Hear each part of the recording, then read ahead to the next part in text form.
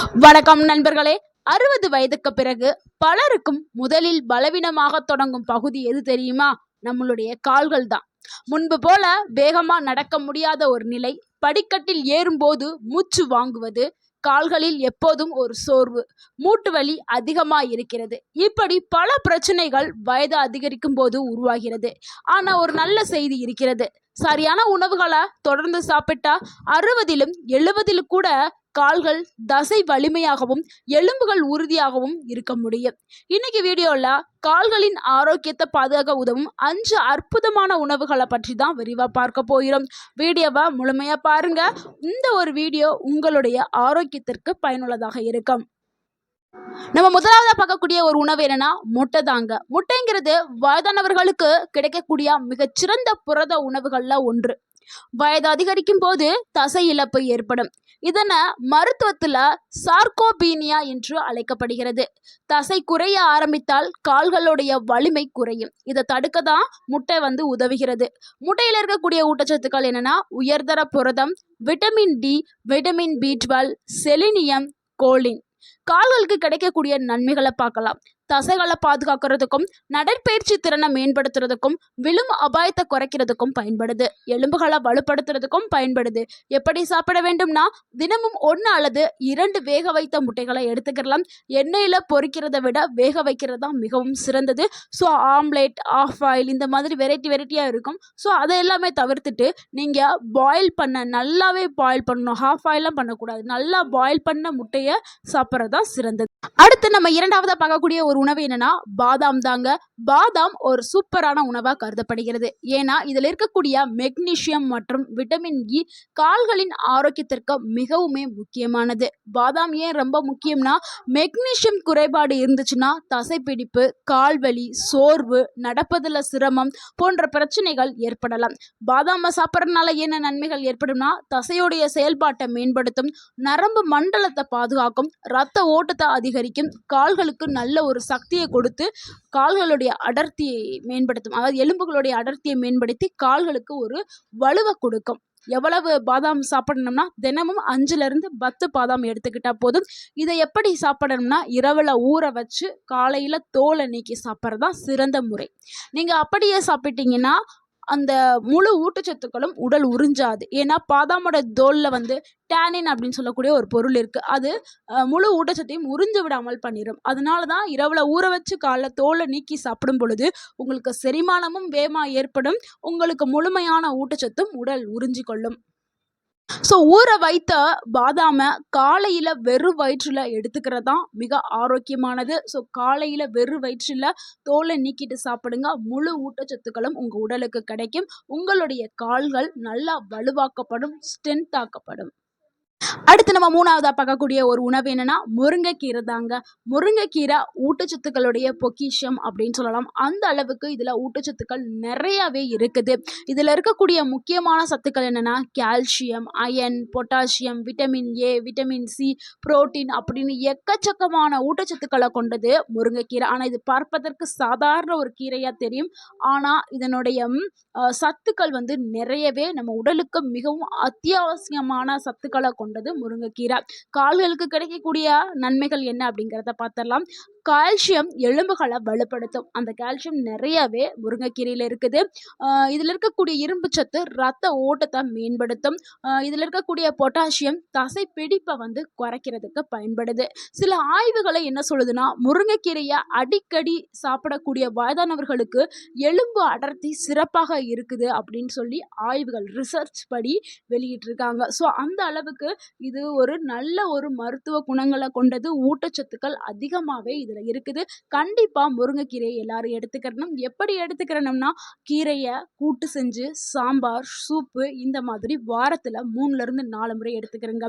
Daily இதை சமைக்கிறதுக்கு கஷ்டமாக இருக்கும். அதனால் இப்போ பவுட்ராகவே நிறைய இடங்களில் ஆன்லைன், ஆஃப்லைன் எல்லா இடங்கள்லையுமே இது அவைலபிளாக இருக்குது. ஸோ பவுட்ரா வாங்கி நீங்கள் டெய்லியும் சாப்பிடக்கூடிய சாதத்தில் போட்டும் சாப்பிடலாம். இல்லை வீட்லேயும் தயாரிக்கலாம். எப்படி தயாரிக்கலாம்னா முருங்கை இலைகள வந்து நீங்க 1 மாதத்திற்கு தேவையானத நீங்க பறிச்சு, நிழல்ல காய வச்சு, அதுக்கப்புறம் லைட்டா நீங்க வடச்சட்டியில போட்டு வறுத்து எடுத்துக்கிறங்க. இது கூடவே உளுந்தையும் சேர்த்து வறுத்து 2யும் பவுடர் பண்ணி தினமும் சாப்பிடக்கூடிய சாதத்துல 1 டேபிள் ஸ்பூன் போட்டு சாப்பிட்டுட்டே வாங்க. உங்களுடைய கால்கள் அப்படி இருக்கும். வலுவாக்கப்படும். நல்ல ஒரு ஸ்ட்ரென்த் கிடைக்கும். கால் வலிலாம் ஃபுல்லா குறைஞ்சிரும். மூட்டு வலி குறைஞ்சிரும்.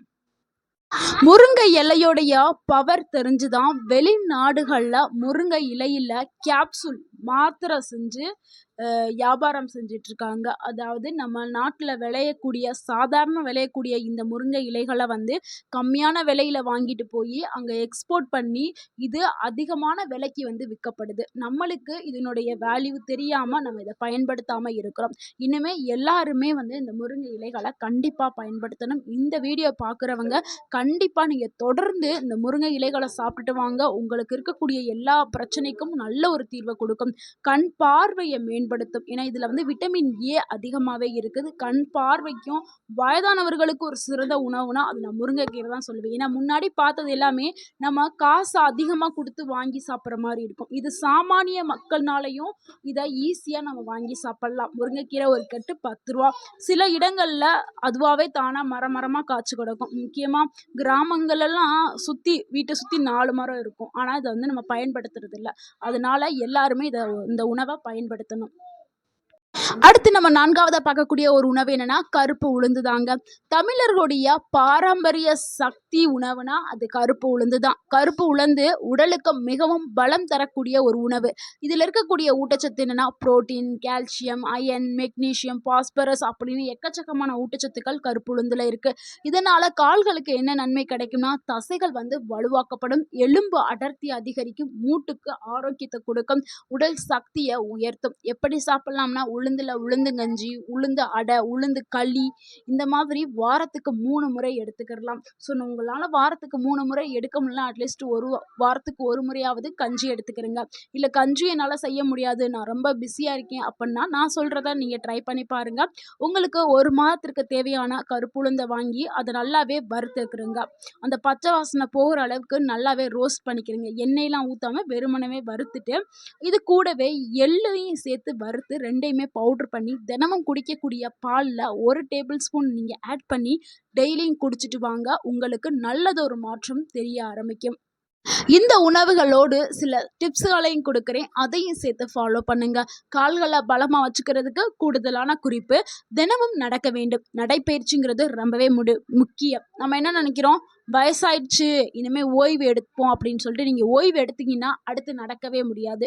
ஏன்னா உடல் வந்து அப்படியே செட் ஆயிரும். ஸோ நம்ம உடலை இயக்குனாதான் அதனால திருப்பி திருப்பி இயங்க முடியும். தினமும் நடக்கணும். குறைந்தது 30 நிமிடமாவது நீங்கள் நடைப்பயிற்சி செய்யுங்க. காலையில் எழுந்திரிச்சோன்னே ஒரு 30 நிமிஷம் வாக்கிங் போங்க. அடுத்து 2வது போதுமான தண்ணீர் குடிக்கணும். அது நீர்ச்சத்து குறைஞ்சிருச்சுன்னா தசைகள் பலவீனமாக ஆரம்பிக்கும். அதனால ஒரு நாளைக்கு 2ல இருந்து 3 லிட்டர் தண்ணியாவது குடிக்கணும். அட்லீஸ்ட் 2 லிட்டராவது குடிச்சிருங்க. அப்பதான் உங்க உடல் ஆரோக்கியமா இருக்கும்.